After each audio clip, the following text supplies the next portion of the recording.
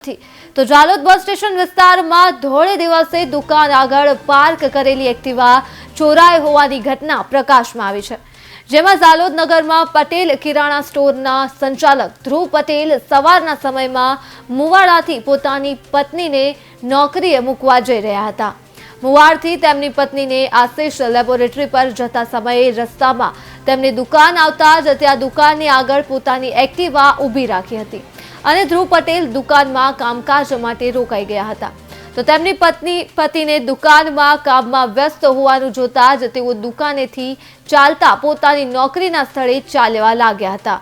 થોડીવાર પછી ધ્રુવ પટેલને પોતાની દુકાન આગળ એક્ટિવા ઊભી રહેલ ન જણાતા જ તેઓએ આજુબાજુ ફરી એક્ટિવાની તપાસ કરી પણ તેમને એક્ટિવા ન મળી, જેથી ધ્રુવ પટેલ પત્નીને સાથે રાખી એક્ટિવા ચોરાઈ જવાની ફરિયાદ જાલોદ પોલીસ સ્ટેશનમાં નોંધાવી હતી। ધ્રુવ પટેલે એક્ટિવા પોતાની દુકાન આગળ ન જોવાતા જ તેઓએ સીસીટીવી કેમેરા પણ જોયા હતા। તેમાં દુકાનની આગળ પાર્ક કરેલ એક્ટિવા અજાણ્યો ઇસમ ચોરી કરી લઈ જતા જોવા મળ્યો હતો। સીસીટીવી કેમેરામાં અજાણ્યા ઇસમનો ચહેરો બરાબર જોવા મળ્યો ન હતો, જેથી પોલીસ દ્વારા નગરના બીજા સીસીટીવી કેમેરા જોઈ ચોરને પકડી પાડવા પ્રયત્નો હાથ ધર્યા છે।